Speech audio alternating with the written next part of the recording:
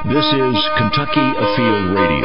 This is Ron Rohde, Kentucky Afield's first host back in 1953. Now, I'm proud to present Charlie Baglan. Summertime fishing makes Kentucky a keeper. Whether that's bluegill in a farm pond or the big bass in the big lakes, my guest today has written the book on how to do it right, quite literally. It's the 2015 Kentucky Fishing and Boating Guide. All the regs, fish species, boating laws, and what's changed from last year. It's a program we first aired back in early March. Back now for an encore on Kentucky Afield Radio. I sail home on peaceful water. Kentucky has some troubled waters. Sailing in a sewer all the way. Boaters dumping waste overboard when no one's looking ruins the day for everyone, fish included. So use an approved dump station. Sailing in a sewer all the day. Dilution is not the solution. Use your holding tank wisely, or hold it in. A message from your Kentucky wildlife and boating officers. Helicopter rescue swimmer Mike Bayersky, United States Coast Guard. Chances are the Coast Guard wasn't there when you went overboard. But when you wear a Coast Guard-approved life jacket, we're closer than you think. Closer when you jet ski, fish, tube, canoe, kayak. There for close calls, when help isn't close at all. Kentucky conservation officers remind you your life jacket's got your back. And the backing of the best swimmers everywhere. This is Charlie Baglan on Kentucky Afield Radio, and some sports are so heavily officiated that you better know the rules before you even think about dressing out for the game. Some sports, though, are not. Fishing is one of those. You don't have a conservation officer standing in your shadow, in your boat, with a whistle. Oh, they may catch up with you after a while, but meanwhile, fishing is a sport that is what you might call self-policing. Be honest and play by the rules. Lee McClellan is the editor of the Kentucky Fishing and Boating Guide, and he is my guest. Roses are red, violets are blue, and so is anything in this fishing guide that's new. What do you think of that? I think that's pretty smooth. That's good. I think that is good. The Kentucky Fishing and Boating Guide, March 2015 till next February.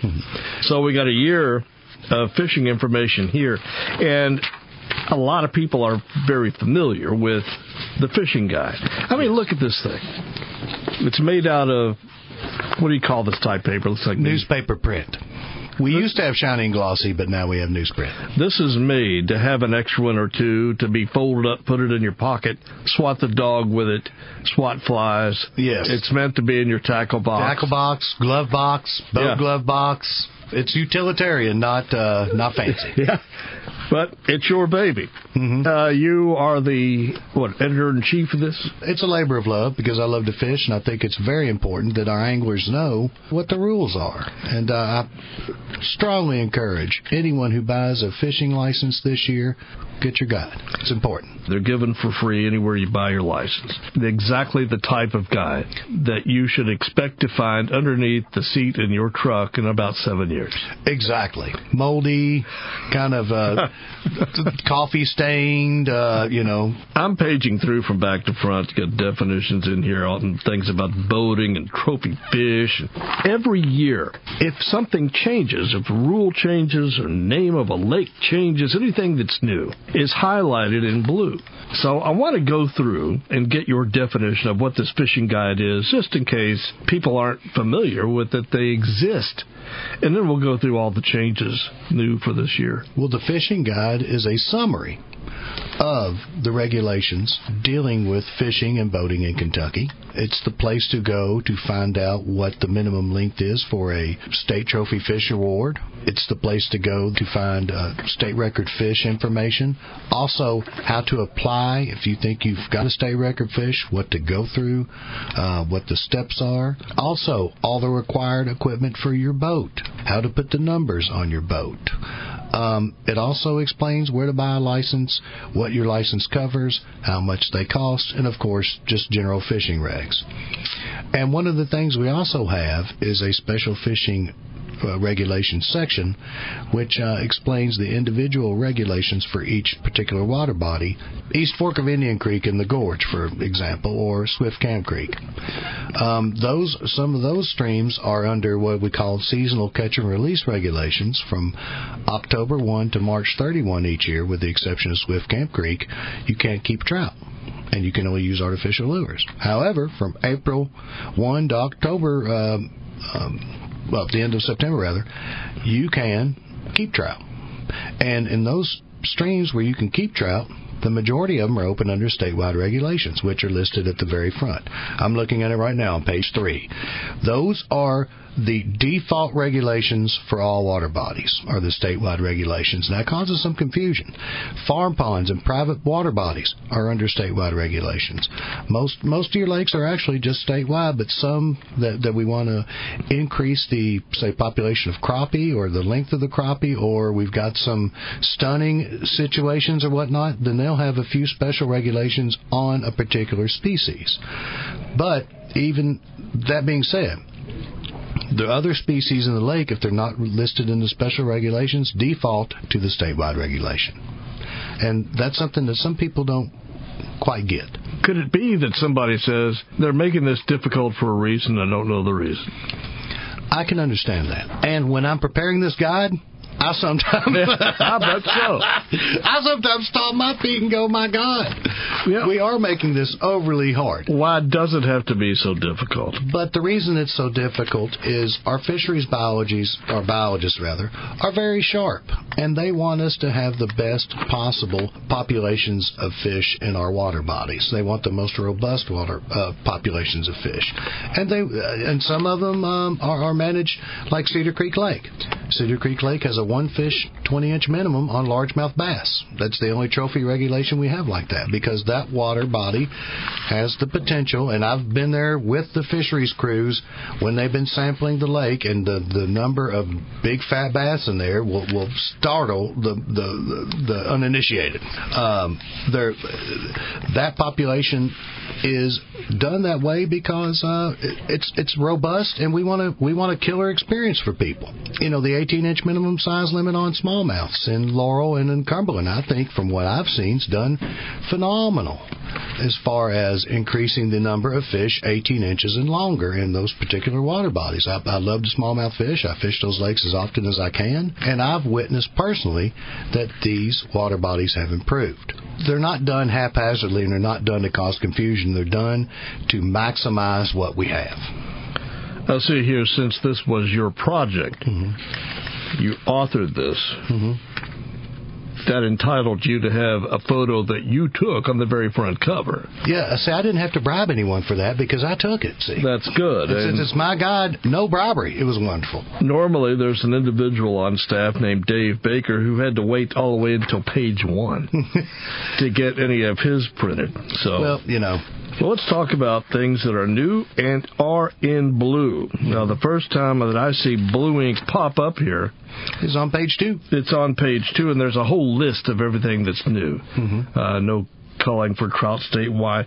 This is the entire list of what you will find throughout the guide. Yes, right? And sometimes also, free fishing days, things of that nature change to reflect calendar shift. So if you look at page 2, everything is in there, and it would be 5 minutes or more to read all of this. But let's just page through. One of the new things I'd like to discuss, if we could, is something that's going to come online later this year for anglers, and that is the new Hatchery Creek project that a lot of people may not be aware of.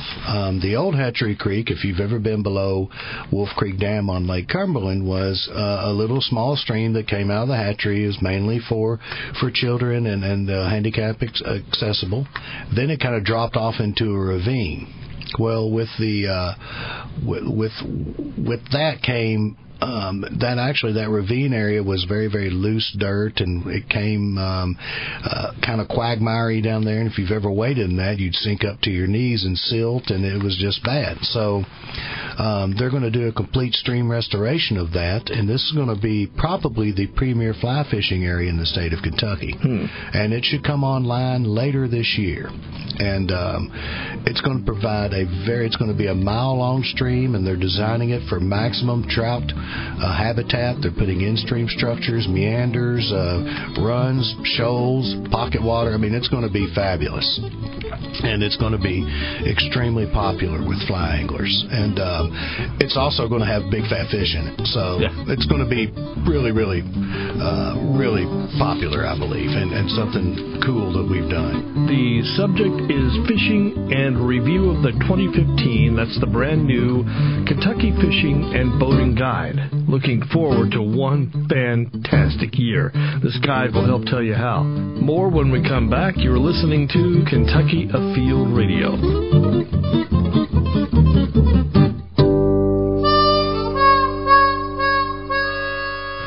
You're listening to Kentucky Afield Radio. My name is Charlie Baglin, and if you fish, you really should pick up a copy of the new Kentucky Fishing and Boating Guide. They are free anywhere you buy your fishing license, wherever that store may be. Or they're also online at fw.ky.gov.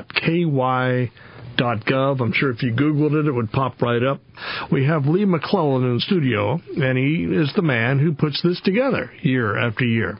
If something about the guide has changed or is new, it is highlighted in blue. Mm-hmm. I see here on page 4. Mm-hmm. We have an addition to the Finns Lake program. Yes, we do. Maysville, Mason County Recreation Park Lake in Mason County. Yep. These are fishing in neighborhoods. That's the acronym Finns. And it's good fishing close to home, and they're stocked regularly with trout, catfish, and they're close to home. And generally some good facilities around there, like easy parking and picnic tables, perhaps, maybe a restroom not far away. County parks, city parks, a lot of times will have these. Yes. So anyway, there's a new one there in Mason County, the Maysville, Mason County Recreation Park Lake. Well, look at that. That'll be good. And the Finns program is a phenomenal thing. My brother, for example, takes his kids to Millennium Park Lake in Danville. And these lakes are set up where they're stocked heavily, where people can go and have a positive experience. Some of them are stocked with trout. They're stocked with catfish and bluegill and bass when needed. But they're designed to have people who don't have a lot of time, who may be just casual anglers, and go and have a great experience, and hopefully kind of get some children that like, wow, this fishing stuff's pretty cool. I like it when a bluegill makes my bobber disappear and I get excited. And hopefully they'll become lifelong anglers as a result. But the program itself has been an unqualified success. You tell me, we have a new lake, or a name that has been a lake that has been renamed. It's now Benji Kinman Lake. Yes, sir. We knew Benji Kinman. Benji Kinman was a fisheries biologist for the Department of Fish and Wildlife for what seemed 25, maybe 30 years, and left here when he was deputy commissioner. Yes, when he retired. And so he loved fishing, and maybe you know a little bit more about how this got named for Mr. Kinman. It was a way to show respect and to honor his legacy. I was there at the dedication of Benji Kinman Lake when they put the signs in and had a nice little ceremony for him. And it was a way for future generations to know the incredible contributions that Benji has given the anglers of the state of Kentucky. Anybody who goes to Lake Cumberland and enjoys those stripers down there should thank Benji, because he's very instrumental in establishing that and managing those fish in that lake, which is now an incredible economic engine for the Lake Cumberland region. He's also the man who was primarily responsible for the design and implementation of Cedar Creek Lake. I remember that. So he was the man. He was the man, and Benji's contributions to this department are varied, wide, and deep, and he's greatly missed. And this was a way to honor his legacy. I'm trying to picture the county. This is either going to be Owen County or Henry County. It's in Henry County. And so this is called Kentucky River Wildlife Management Area, WMA. Yes, it's on the Boone Tract. Yes. Prior to this, that lake didn't have a name? It did not. But, we've only had that property since last year. So Before, I think we called it 100-acre lake or something of that nature. Fantastic largemouth bass fishery, and has an active bald eagle nest.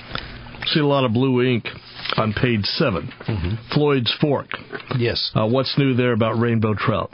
Floyd's Fork is now under those seasonal catch and release trout regulations we discussed earlier, in which only artificial lures may be used from October the 1st through the end of March, and you have to release all the trout you catch. Again, from the 1st of April to the end of September, those fish revert back to statewide regulation. This is in Jefferson County. Yes, on Floyd's Fork. I floated it quite a bit. It's part of the Parklands of Floyd's system that's still under construction. The Lower Reaches are, which is a visionary and groundbreaking park and project, and is going to really contribute to an improved quality of life for all the people who live in the Jefferson County region. It's just a very, very forward-thinking and wonderful example of people taking an interest and caring about providing a future to our grandchildren. Also here on page 7, one thing we talked about briefly earlier was Hatchery Creek, and then there's more information on Benji Kinman Lake, what you can take, what you can't, crappie, sunfish, and such. Worth looking at there because there's several points to be made. And that lake has proved extremely popular, and there is going to be no harvest of largemouth bass. It's catch and release only in Benji Kinman Lake, 15 fish daily on crappie and other sunfish. And also something that's important to remember, you can't fire the big motor on Benji Kinman Lake. It's trolling motor only.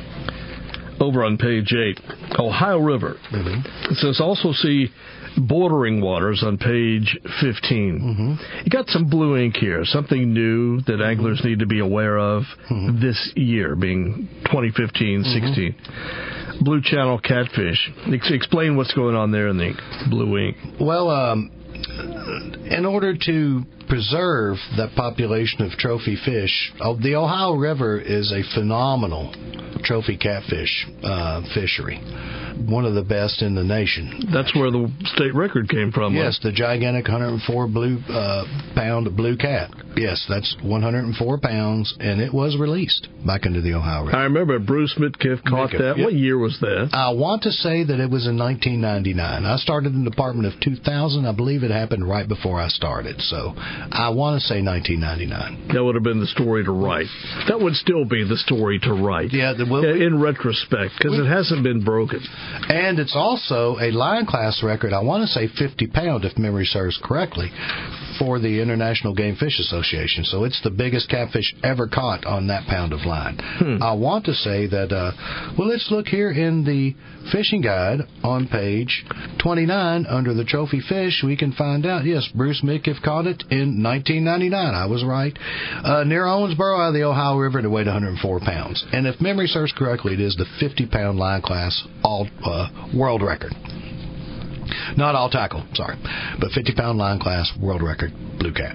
So in order to preserve this, anglers can keep one blue or flathead that's longer than 35 and one channel 28 or longer. Catfish under those sizes are under statewide regulation, which on catfish is there's no daily creel on them. But over that size, one fish. This is interesting that you're the state record fish coordinator, and you will measure the state records by weight.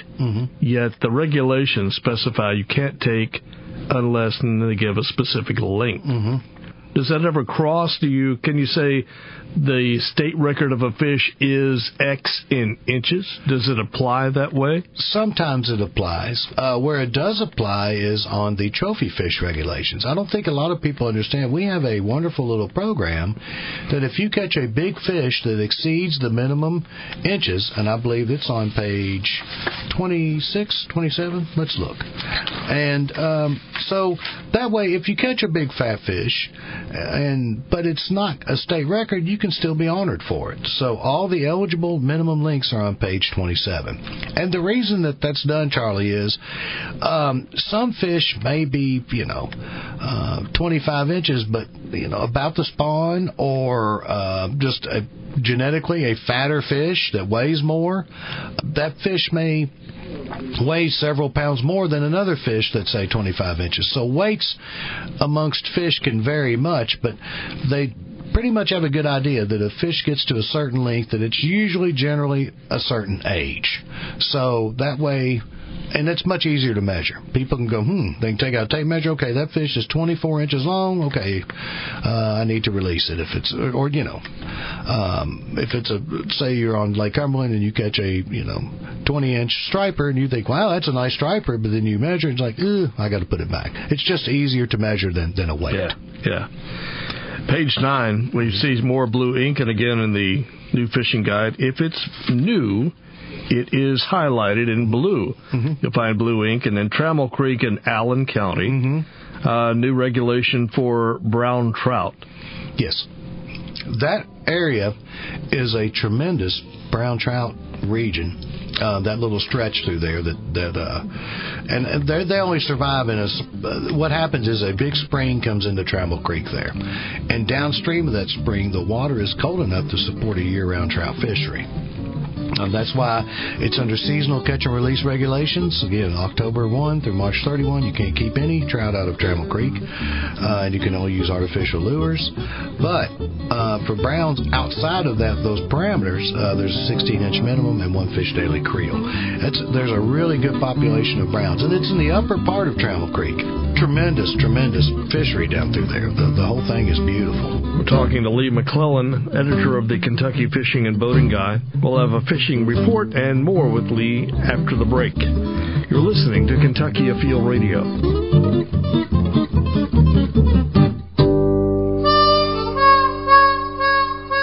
We are back on Kentucky Afield Radio into our second half hour. My name is Charlie Baglin. If you plan to fish in Kentucky and you're under 16, you fish for free.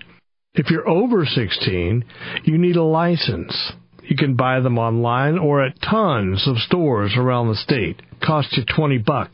Right now, what's biting where? It's time for our fishing report.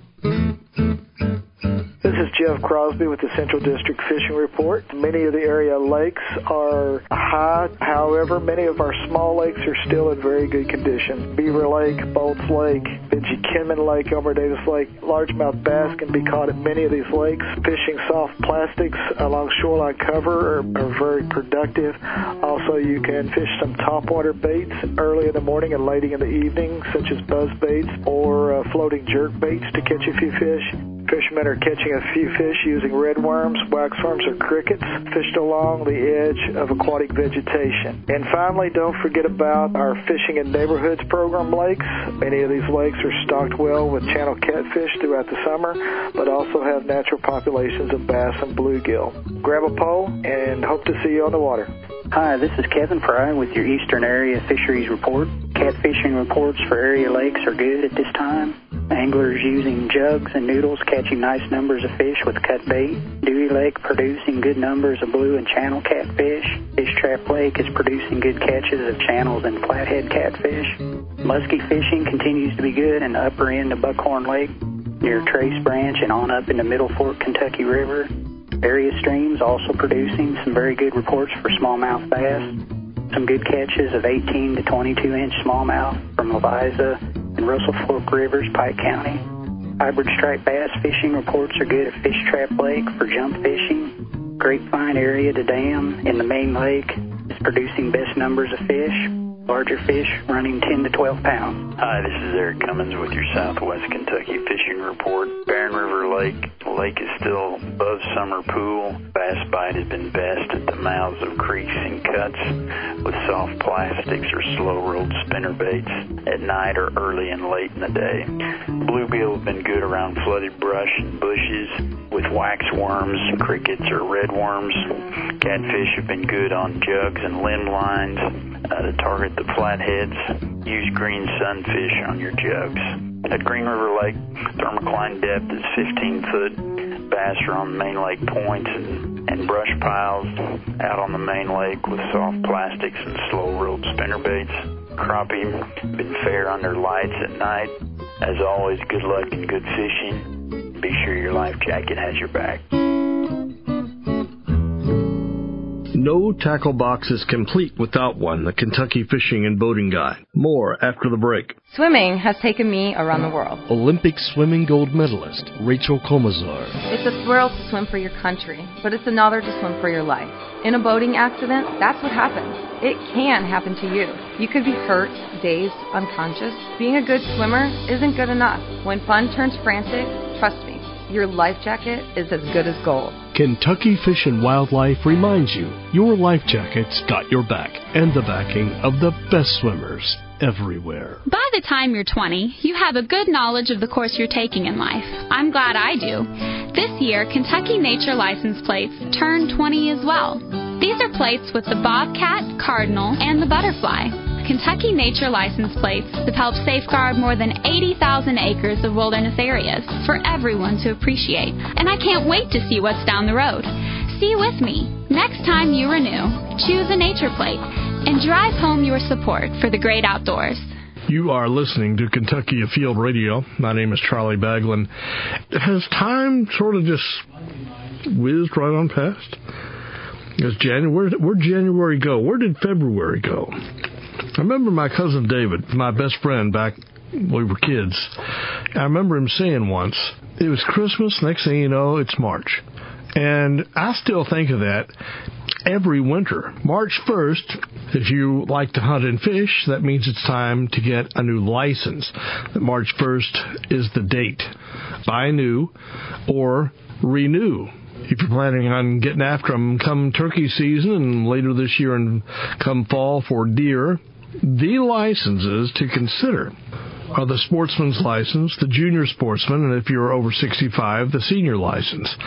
You ought to do that for $5. That senior disabled combination hunting fishing license, it includes everything that the sportsman's license does, plus additional deer permits. The sportsman's license, $95, normally would be bought everything separate and be $150. That includes your combination hunting and fishing license, statewide deer permit, spring and fall turkey permits, state waterfowl permit, trout permit. If you're youth, 12 to 15, sportsman's license for the youth includes your hunting license, permits for 2 deer, permits for 2 turkey, and that'll cost you just $30. These are the 3 you really ought to look at. The senior license, the sportsman's license, and the youth sportsman's license. It's all spelled out in the fishing guide, and in the studio with me is the editor of that publication. His name is Lee McClellan, writes for Kentucky Afield magazine, avid fisherman himself. And thumbing through this guide, Lee, I mean, there's a lot to keep up with. And there's almost always something we overlook each year, and I keep a running tab. I have one I call my master marked copy, and every time someone brings something to my attention, hey, this could be worded better. I don't know if this exactly affects the reg the way it should. This is you have a typo. I keep a running tab, and then I correct it for next year, and we hope to God it'll be perfect. But unfortunately, it's a product of humans, so it isn't. I asked someone in fisheries about 20 years ago when I was doing this program about bullfrog season. Mm-hmm. I said, how many bullfrogs are there in Kentucky? This is basically looking for an estimate. He said, more than 2. But less than 1 billion. I betcha he got it right. Yep. That man was named Pete Pfeiffer. Mm-hmm. Maybe you're familiar with the name. I love Pete. There was a fish hatchery in Franklin County. His jokes. He is funny, but more than 2, less than 1 billion. But nonetheless, on page 9, under other species, if you're a bullfrog, a gigger, what's new here under bullfrogs? Just, again, that reflects the calendar shift. Nothing else has changed. So May 15, 2015. Third Friday in May, yes. And it goes to Halloween every year. Let's turn the page. I don't see anything blue on 10. My favorite kind of page in the fishing guide. That has to make it easy. Now, when you flip over to page 12, several things in blue there. Start here with the youth elk permit. We want our license and permit fees in all of our guides, whether they be hunting or fishing, to be consistent. That way, if our users open up the spring turkey guide that's at the printers right now, they'll see the same license and fee information that they would in the fishing guide, the fall hunting guide. Consistency. Guide. Yes. That's only if you're drawn. Up a little higher on the page, 7-day hunting. Is that a new option for I believe so. out-of-staters? So if you're coming for a week and you won't have to go and buy a 1-day hunting all the time, I believe so. A great bargain is if you don't hunt much, the combination is great. You save a lot of money by buying a combo. I usually buy that, or sometimes I have bought the sportsman's license. But if you plan to hunt, you're mainly an angler, but you plan to do some hunting, the combination hunting fishing license is a really good deal. Free fishing days coming up in June, as usual, on page 14. That just tells you when it is this year. It sure does. June 6th and 7th, so you'll see that highlighted in blue. Yes, sir. No culling of trout statewide. Yes. Put that in English. Yes, that's what I intend to do. Culling is basically holding a trout in your possession and replacing it with another trout, usually a bigger trout. So if you choose to keep the trout, it's yours forever. Yeah, that's part of your daily creel limit, if you choose to bring it into your possession. Now, if you see that it's not quite the size you may want, then you need to just go ahead and release it. Don't stick it on a stringer. And one of the reasons is if anybody's trout fish, which I love to do, trout don't take a lot of handling. So if you carry it into your possession and you put it on a stringer, you put it in a basket, or you carry it around in a live well for any amount of time, there's a good chance that trout will not survive. So if you're going to take that trout into your possession, then it's yours. It's part of your daily creel limit. So you have to decide kind of in the water, do I want to keep this trout or not, and just go ahead and release it.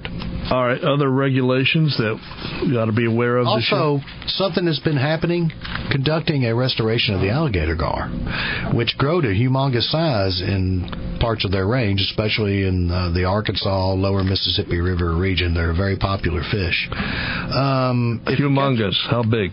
Alligator? 300 pounds. Like a real alligator might be? Yeah. I mean, they're giant, and I've seen pictures of some that will just that from historic pictures that'll just make you shudder. Going, I don't want to swim where that thing lives. Why can't we convince alligator gar to eat Asian carp? That we've been working on that, and they're just stubborn. If you catch an alligator gar, it has to go back in. No harvest of alligator gar by sport fishing methods or by bow. So alligator gar are not for you to take home. Exactly. We're trying to restore them. So Ohio River anglers. Now, I'm just going down this list that we sort of forewent. It's here on page 2. Yes. And this is a lot, and some of these we've hit, but some we haven't.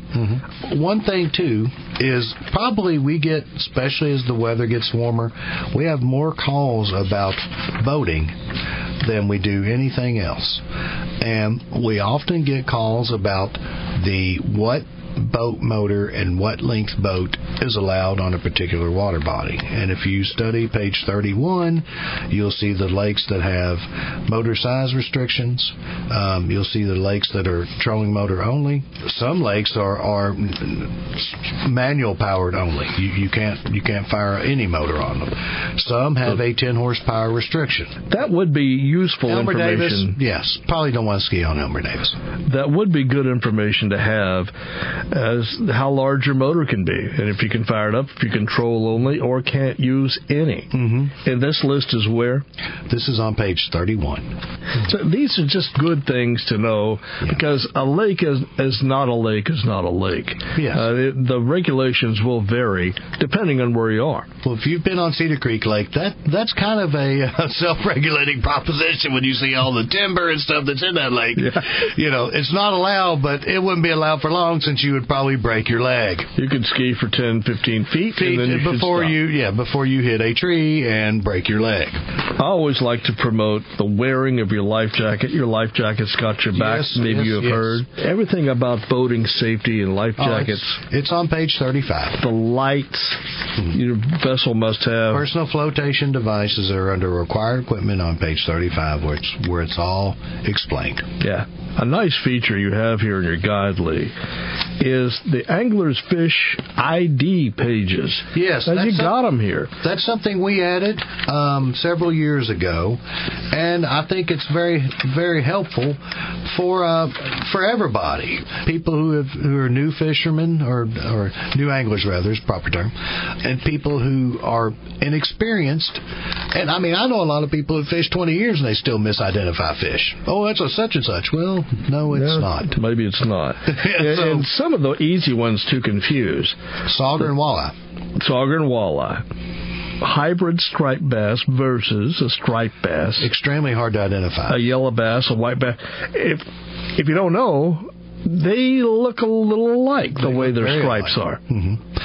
Sauger and walleye is probably the one people confuse the most, as well as hybrids and stripers. So remember, sauger they typically in Kentucky run smaller, but they have the more dark, blotchy, saddle-like markings on their back, and walleye always have the white tip on the bottom of the tail fin. Most stripes in a hybrid are broken, but and often many more than one time, and most of the time the stripes on a striper are unbroken and extend well into the tail. Do you have the state record fish in here? I sure do. Page 28 and 29. All right.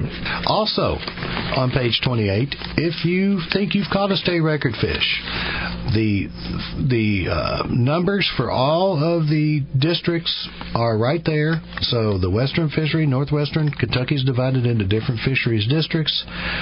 You can also go to our webpage at fw.ky.gov to see a map of the particular districts and which water bodies that they manage. And if you have any questions or concerns or things, you can contact your fisheries biologist at these numbers. Okay, Lee. Anything else we need to know about the guides available online? It's available online, fw.ky.gov, in a free printable version. And also, get down to the Cumberland River. The trout fisheries are rebounding phenomenally from the drawdown years, and the state record brook was broken last year twice. And if you want to, there's two fisheries. If you want to try to break a state record, I would recommend the white catfish at Gist Creek and the brook trout in Lake Cumberland, tailwater, and the Cumberland River below Wolf Creek Dam. And that's a fishery. Those fish are getting bigger every year, and it should be broken several times in the upcoming years. So get down there and get on them. Very good, Lee. Thanks a million. No problem, man. Lee McClellan, you read his work in Kentucky Afield magazine. Also the editor of the Kentucky Fishing and Boating Guide. Pick one up wherever you buy your license. More to come. My name is Charlie Baglin, and you're listening to Kentucky Afield Radio.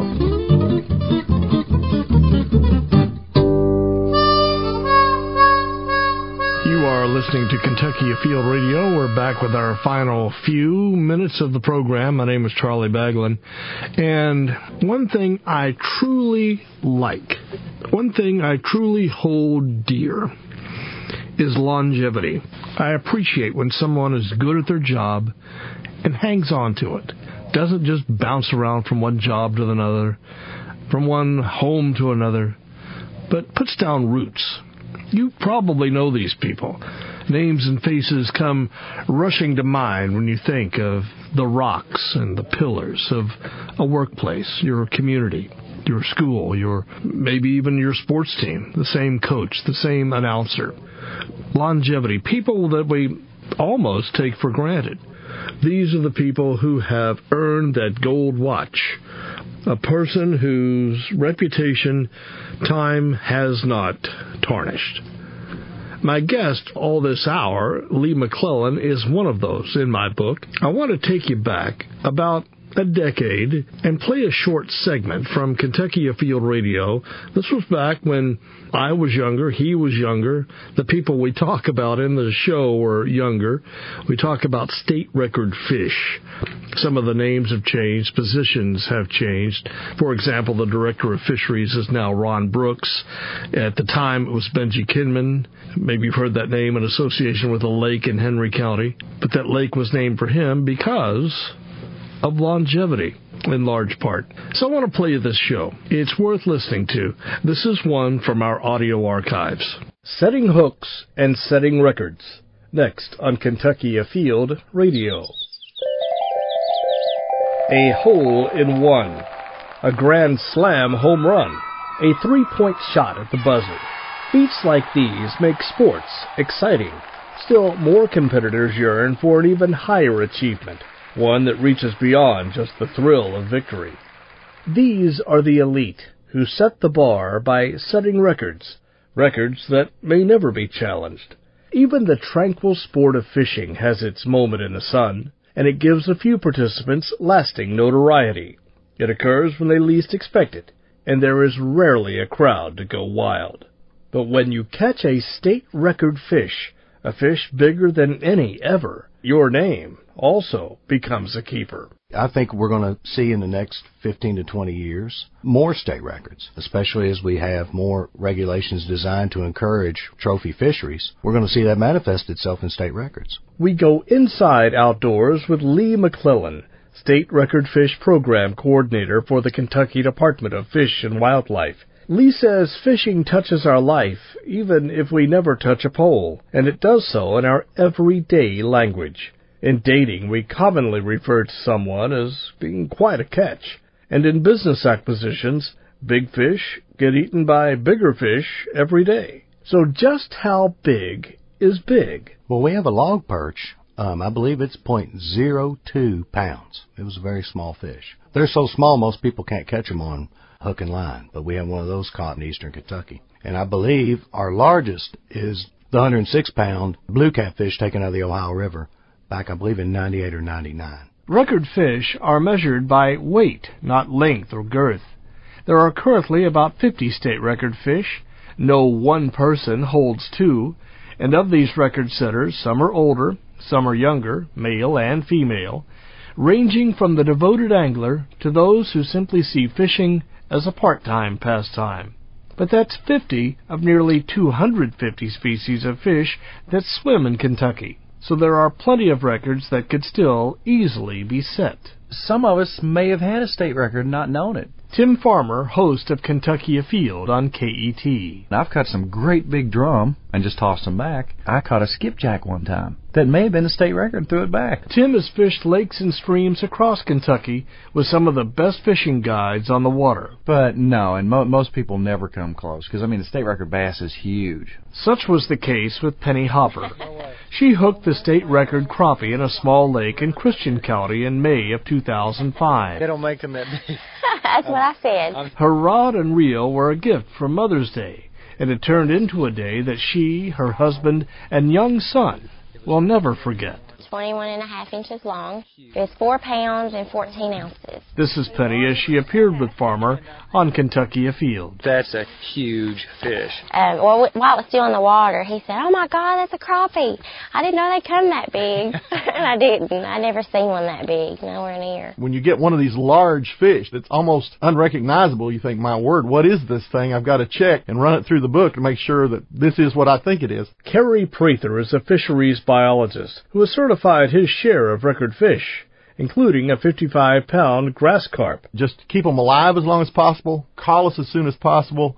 The main thing is to get it weighed at a certified scales with 3 witnesses as soon as possible. The longer you wait, the more weight it's going to lose. It must be caught by hook and line. It must be verified by a fisheries biologist. It must be caught in Kentucky waters. Fish continue to grow as long as they live, but they never grow as fast as from the time they first strike your bait to the time they wind up in conversation the next day. But in the business of record fish, there is no allowance for error or exaggeration. In our next report, we will look at what some people might do to fudge weights for a chance at glory. We look at where to fish for the big ones, and we page through the history books to learn how some records may never be broken. Meanwhile, there is one undisputed truth. Regardless of the size of any record fish, every angler knows that there are larger fish out there. It's what most refer to as the one that got away. That's Kentucky Afield Radio the way it once was. That log perch, by the way, has now been broken, I think, twice since it was originally set.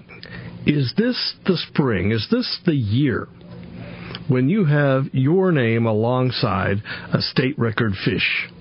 It's not out of the question at all.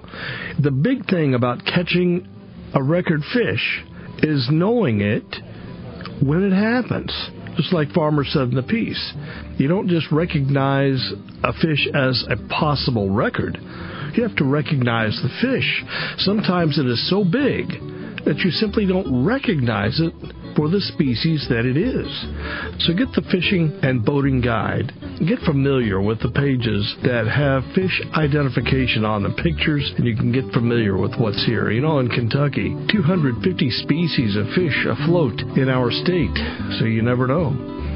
This could be your year. Meanwhile, we are out of time. My name is Charlie Baglin, inviting you to join us in a week, and we will go inside outdoors again, right here on Kentucky Afield Radio.